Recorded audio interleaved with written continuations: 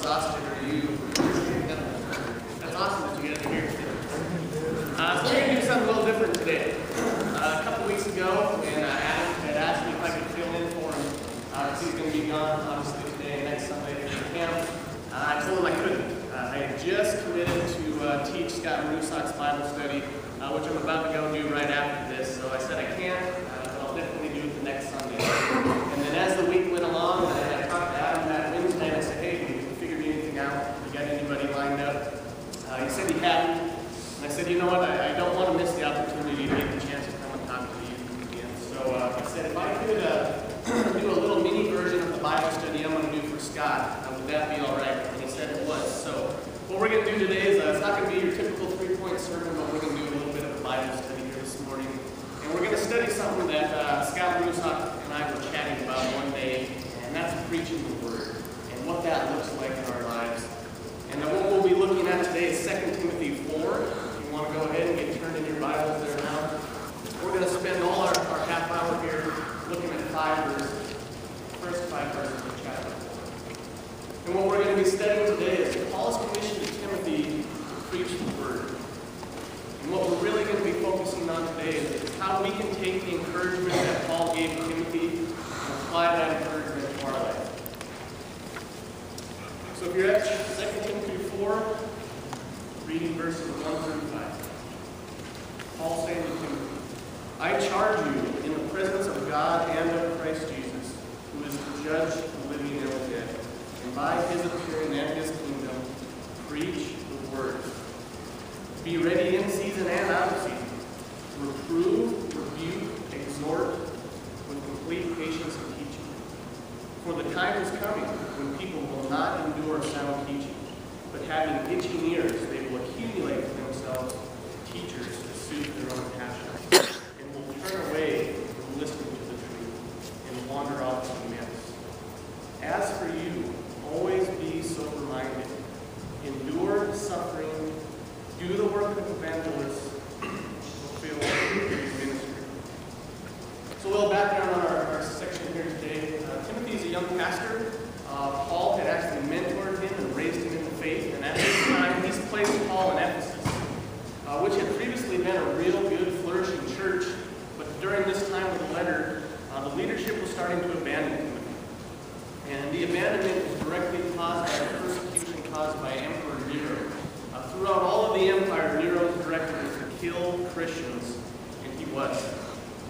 And here, if you keep reading chapter 4, we see that Paul even says the same thing. He says that virtually everybody who's been with me has also abandoned me. So what Paul is doing, he's writing Timothy to encourage him. And we got to think about the context of our verse today. It's very much directed directly at Timothy. It's very much directed at people who preach in the church. Like I said, there are a lot of principles in these 5 verses that apply to every minister of the gospel. And when I say minister, I mean every person who shares their faith, every person who teaches the word to somebody else. And though we're not all pastors, we're all commissioned to do that. So let's just break this down verse by verse. Verse 1 says, I charge you in the presence of God and of Christ Jesus, who is to judge the living and the dead, and by his appearing in the kingdom, verse 2, preach the word. Now, Paul uses the Greek word diamar termai, which is translated here as I charge you, and this is a command. It carries the idea in the Greek that somebody is issuing an order, or it's a real forceful directive. And Paul's calling the seriousness to the call to preach the word, because to proclaim, to teach, to interpret the word is the highest responsibility that God can place on someone. And Paul is also reminding Timothy, and really he's reminding us as well, that anybody who teaches God's word is under the strict scrutiny of Jesus himself. It says, in the presence of God and of Christ Jesus, and it can be translated, and even Christ Jesus, who is the judge. Now, we're really familiar with the idea that Jesus is everywhere. He's omnipresent, that's what we call it in the Bible. You've heard me use the funny analogy, right? That you have a cardboard cutout of Jesus. You stick him on roller skates, and you tie him to your belt loop, and everywhere you go, Jesus goes. And that's the idea here that he's saying, is that Jesus is going to judge everything that we say when we're teaching somebody the Word of God. You know, we know that Jesus is the judge. John 5:22 says, the Father judges no one, but has given all judgment to the Son. 2 Corinthians 5:10, for we must all appear before the judgment seat of Christ, so that each one may receive what is due for what he has done in the body, whether good or evil. And if you remember my mining sermon a couple months ago, I had contrasted an earthly courtroom versus a heavenly courtroom. The earthly courtroom has a judge, it has juries, it has attorneys, the defendant, the people in the audience, the stenographer. But the heavenly courtroom is much different. It's just Judge Jesus. There's no attorneys, there's no jury. And really the big thing, if you think about the heavenly courtroom, in earth, two attorneys are arguing back and forth and debating things that the judge doesn't know. But in heaven, Jesus knows everything. He hears everything, he sees everything, he knows everything that we teach. This is really convicting for me. Anytime that I get up in front of you guys, anytime I sit back there at that table, or I'm leading some kind of Bible study or book study, I always make sure I do my homework. I don't want anything to come out of my mouth that's my idea, that's my opinion, that it's my way of seeing the Bible. I want to make sure I'm telling you exactly what Jesus says, exactly what Jesus meant. You know, I grab commentaries, I grab my study Bible, I talk to people who know more about the Word than me. I want to be ready. And again, this isn't a standard just for pastors. This isn't just for Pastor Paul. This is for all of us. Anytime that we talk to somebody about Jesus, anytime we're teaching or preaching or leading or witnessing, we have to do it accurately. And we're all accountable not only to preach and teach and evangelize, we're to do it accurately. And the Greek word for preach is caruso, and that means to herald or proclaim publicly. And we don't really use the word herald very much in our vernacular anymore. But what a herald was in biblical times was somebody who would walk up and down the streets of a town and he'd exclaim some kind of news. Whether there was some special event in the town or maybe the emperor himself was making an appearance. So he'd walk up and down the streets and tell everybody. And really the idea here is what I want you guys to think about is you need to be heralds in your city streets. And when I say city streets, I want you to think about the hallways of your school. You're to proclaim the good news up and down the hallways of your school. Paul makes a warning here for Timothy in chapter 2 earlier. He says, to rightly handle the word of truth. Now, rightly handling the word of truth is so important because truth that is poorly handled or poorly guarded, poorly retained, will inevitably be poorly taught. And that's important because what Paul tells us in Romans 10, he says, how then will they call on him in whom they have not believed? And how are they to believe in him whom they have never heard? How are they to hear without someone preaching? How beautiful are the feet of those who preach the good news. That's our ultimate goal. We want unbelievers to hear the gospel and accept Jesus Christ as their Lord and Savior. Verse 2, Paul tells Timothy, he says, be ready in season and out of season. Reprove, rebuke, and exhort with complete patience. Now this idea of to be ready in season and out of season, it carries the context of a Greek soldier. And this Greek soldier is going to do one of two things. One, he's guarding something. And at any moment somebody can surprise attack him and try to take what he's guarding. And the second is also the soldier who needs to be ready to be sent out into battle. At any moment's notice, the general can say go, he's got to go. It carries the idea of urgency, preparedness, readiness. And Peter tells us the exact same thing. In 1 Peter 3:15, it says, but in your hearts honor Christ the Lord as holy, always being prepared to make a defense to anyone who asks you for the reason that the hope is in you. And we never know when we're going to get the opportunity to witness this. But when that opportunity comes, we have to be ready. You know, a great example of this was at youth group 2 Wednesdays ago. We were outside having our worship night. The next thing I know, I see 3 adults come walking off to the left, and they sit down and they join us for worship. And at first, I thought they were parents. One of the ladies ended up going and sitting down in the front row with some of the girls, and they were singing, and Adam went over there and was shaking hands with them. And only did I find out after youth group that these 3 people were from Minneapolis.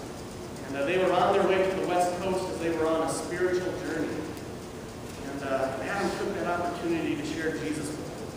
Took the opportunity to say, Jesus is the only way, and here's why I believe that. And what was neat is that after Adam invited these people out to dinner, and a few of us got to sit around the table with them and share Jesus with them and talk to them a little bit bit about our story. Adam was ready. As soon as he saw the opportunity, he took it. Charles Spurgeon, who was a pastor in the late 1800s, is considered by most to be the greatest preacher of all time. He was asked one time, what in a Christian minister is the most essential quality for securing success in winning souls? And his answer was earnestness. And he went on to say, if I were asked a second or third time, I should not vary the answer. Success is proportionate to the preacher's earnestness. So not only do we have to be ready when that opportunity comes, we have to be eager to share the gospel. And my question would be for you, how eager are you to share the gospel in the school? How eager are you to share it in your classroom and in the halls? And what we have to realize is not only do we have to be ready and we have to be eager, but we have to do it whether it's convenient or not. It reminds me too of another story where me and a small group we were having a book study out there at the coffee hut. And we were just reading and chatting away, and the next thing we know, this gentleman comes frantically running up to us and says, I need to see a pastor, I need to see a pastor. And it's Sunday night, it's 5 or 6 o'clock, there's no one in the church except us and maybe a few musicians walking around. So we tell him, here are the hours where you can talk to the pastor, and they'd be glad to meet you. And Omar was his name. He says, well, what about if I just join your study right now? And I thought, well, it's kind of interruptive. That's not really convenient for us to stop what we're doing and talk to Omar about his problems. But we let him sit. We abandoned our study. We started talking about Jesus with Omar. We started walking through the tough times that he was having, the difficulty, and we took the opportunity to preach the gospel. And I never saw Omar again, but myself and my small group, we took that time to plant the seed. So continuing on, Paul instructs Timothy to use the word to do a couple of things. To reprove, to rebuke, and exhort with complete patience and teaching. Just earlier in 2 Timothy 3:16, Paul gives Timothy a similar list.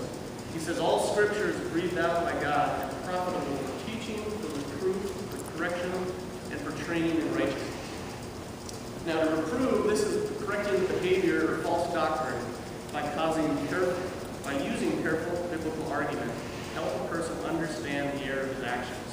This is the correction of a person's mind. This is the correction of how a person thinks. To rebuke is correcting a person's motives by convicting him of his sin and leading him to repentance. This is the correction of a person's heart. This is the conviction and the guilt over sin, which hopefully leads to repentance.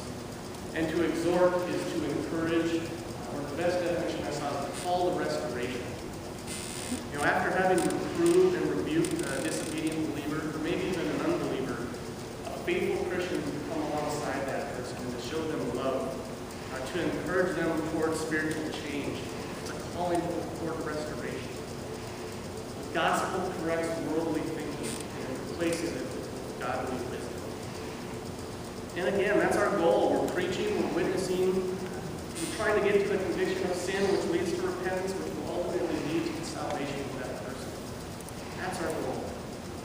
And importantly, Paul says to do this with patience. So often Christians are so quick to point out a person's sin, they're so quick to point the finger and say, get away from me, sinner. And yet very few Christians are eager and able to come up and walk alongside that person and help that person through their sin. It's a great reminder that Paul gives us in 1 Corinthians.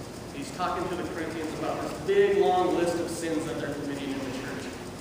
And Paul says this, and such were some of you.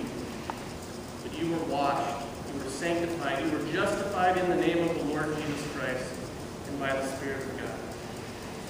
Now, most of you are too young to relate to this, right? You've grown up in church your whole life. All you know is Emmanuel Baptist. All you know is church. All you know is sitting in the pew listening to the preacher. But this is very easy for me to relate to. Most of my life, I lived for the world. I lived for myself. I lived a sinful life, far, far away from Jesus. And yet there was a man named Brad Brooks. He came up beside me and walked with me. He taught me God's Word. He taught me what it meant to read it, what it meant when I read it. He taught me how to apply it to my life. I spent 18 months in a Bible study with Brad Brooks.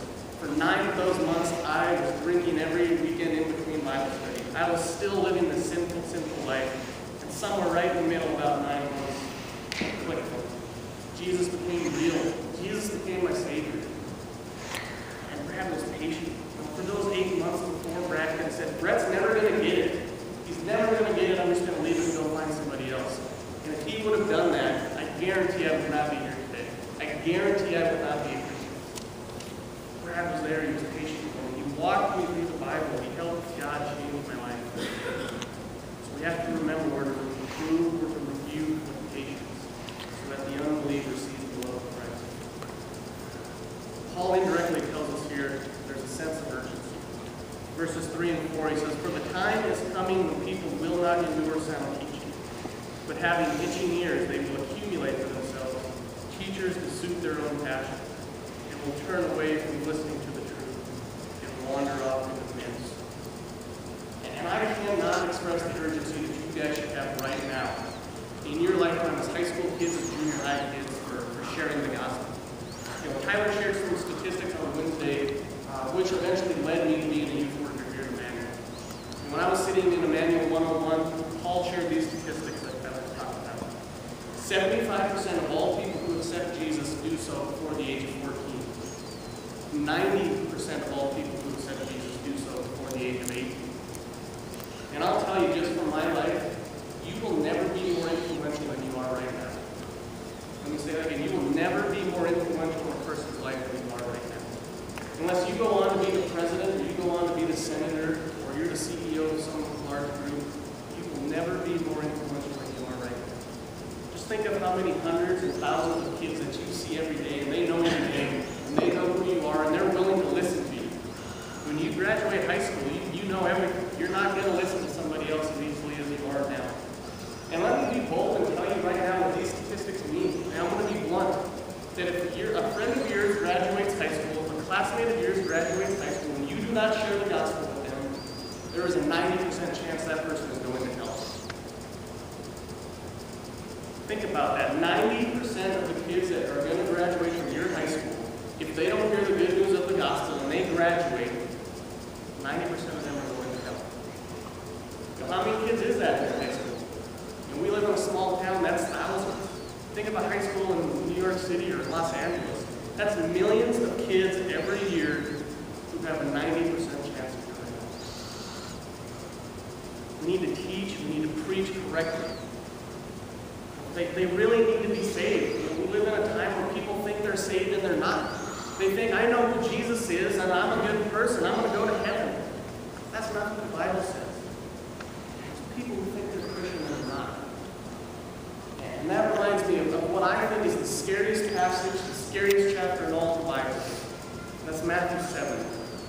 Verses 21 and 23 say to me, Not everyone who says to me, Lord, Lord, will enter the kingdom of heaven, but the one who does the will of my Father who is in heaven. On that day, many will say to me, Lord, Lord, did we not prophesy in your name, and cast out demons in your name, and do mighty works in your name?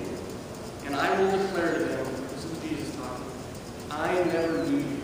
Depart from me, you workers of lawlessness. And he's going to cast those people into hell. And just as troublesome as Christians who think they're Christian and they're not, are people who at one time or another had some type of faith and they fall away. Now, the Bible uses the word apostasy. It's falling away from the faith. And an unfortunate illustration, look around this room. Look around on Wednesday night at youth group. Think of all the kids that used to come that no longer come. Either they've quit their faith because it got too hard, it started costing too much, or they've left looking for something else in some other church. Paul is warning that some will eventually come to reject sound teaching. And the Greek word here for endure is aneko, and it has the basic idea of holding on to or holding up, especially in the face of difficulty. And it can be translated as tolerate. So when we put tolerate in our passage today, it says people will not tolerate sound teaching. And like in Timothy's day, this reads right on the headlines, right? This is what's happening today in our church and in our world. Think of all the biblical doctrine that is no longer tolerated by the world. Homosexual relationships are not wrong, is what the world says. Jesus is not the only way. Man is not naturally evil. It's our environment that changes. Prayer and Bibles in the school are no longer accepted. Abortion is okay. It's not really a life. God is not knitting that child in his mother's womb. All those people who say God doesn't even exist anymore. 1 in 5 people in the United States now have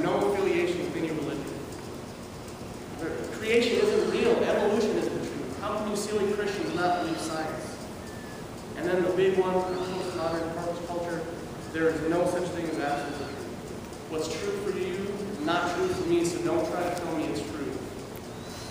Sound doctrine is a stinging rebuke to those who live ungodly lives. But to adjust one's preaching, to adjust our teaching to suit that sting of godly conviction, is to compromise God's word. So just because the kids in your school don't believe in the sound doctrine, doesn't mean you're to quit talking about it. Doesn't mean you're to quit preaching it and teaching it. And the tickling of ears occurs when the evils that the Bible plainly and repeatedly condemns are touted as acceptable. That should never come to us. Political correctness has trapped so many of us in the church that as soon as we start speaking out on some of those sound doctrines, people will instantly label you as judgmental, or that you're unloving, or that you're hateful. That causes so many Christians to walk away from these sound doctrines that the Bible is clearly teaching. And yet God's word is clear. But when God's truth is knowingly rejected, Satan's falsehood is inevitably, and even if it's unknowingly, it's accepted, it's embraced. Continuing in verse 5, Paul says, "As for you, Timothy, always be sober-minded, endure suffering, do the work of an evangelist, fulfill your ministry." Faithful preachers to be sober in all things. When we think about the word sober, we typically think about not being drunk. But the word can be defined as marked by seriousness. It can be focused. It can be in control. It's a level-headed attitude. Peter tells us the same thing. One of my favorite verses, 1 Peter 5:8. "Be sober-minded, be watchful. Your adversary, the devil, prowls around like a roaring lion, seeking someone to devour." So in the midst of our changing world, in the midst of our changing church, in the midst of people changing their mind for the very need of the gospel, a preacher remains committed to God's unchanging word. We have to be focused on God's word, and it has to be in control of our life. Sharp, clear, accurate preaching of God's word in our changing world is always going to come with a cost. Paul tells Timothy to endure suffering. Now, if you remember my sermon about God's will, we talked about that it is God's will that you suffer for the gospel. Paul reminds Timothy that faithful preaching is going to lead to suffering. And if Paul knew anything, Paul knew suffering. He goes and he lists this huge long list in 2 Corinthians 11 about what Paul's been through.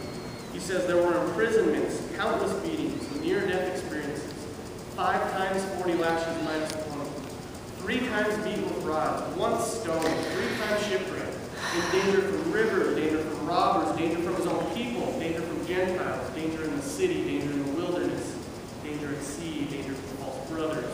There were sleepless nights, hunger, thirst, cold, exposure, and then the daily pressure and the anxiety of all the thinking he did and praying he did for the churches he had been involved in. You should know and accept and be ready to understand that there is a cost for sharing Jesus as your Savior. You know, politically correct people are going to scoff and they're going to mock you.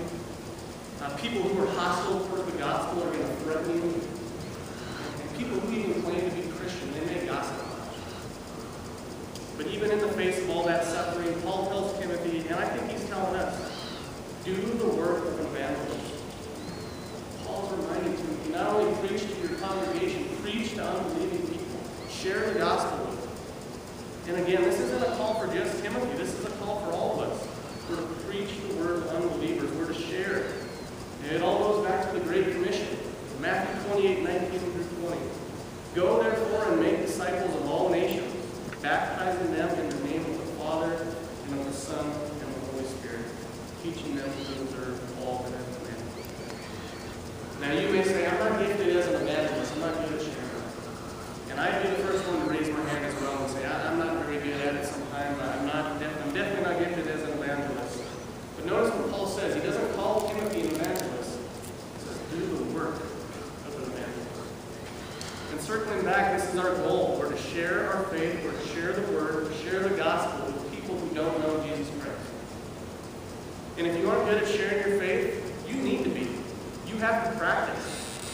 You know, when I practice preaching, I'm standing in my kitchen preaching to the pots and pans that are in there. And I don't care what you have to do. If you're standing in front of the mirror, if you're grabbing one of your friends and you're going to practice evangelizing, you have to be good at this. And you just have to have the fear of this burning in your heart that 90% of everybody that you know at your high school, if they graduate and they don't know Jesus, they're going to hell.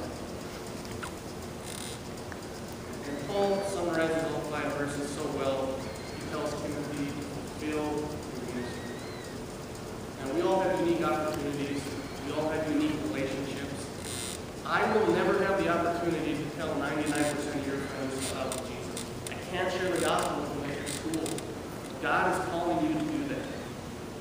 And I can just picture God with some of you saying, I put Johnny in 5 classes with you. Why will you not share the gospel with Johnny? What else can I do to make it so easy for you that you see him 5 hours, 5 days a week, and you won't tell him about the good news? Now think about that opportunity. You let Johnny graduate. Johnny now has a 10% chance of going to heaven. And you have to live the rest of your life with this opportunity. That you never went out on a limb and taught Johnny. So you fill in the blank. I said Johnny. Who is it? You could probably label or list 10 of your friends, right? If I don't share the gospel with, he or she is going to hell. 90%. Never forget that. And as we wrap up today and we conclude, today's passage, the letter was written to Timothy. It's very much focused on preachers of the word, but many of the principles we talked about today are very applicable to us. And the big takeaway I want you guys to think about is you may be the only Christian somebody knows. You may be the only person who can share the gospel with John. And if you don't, he's probably not going to make it. I don't know about you, but 10% doesn't sound very good to me. So the challenge is we're to be prepared, we're to be eager, and you're to be faithful to share the word in your school.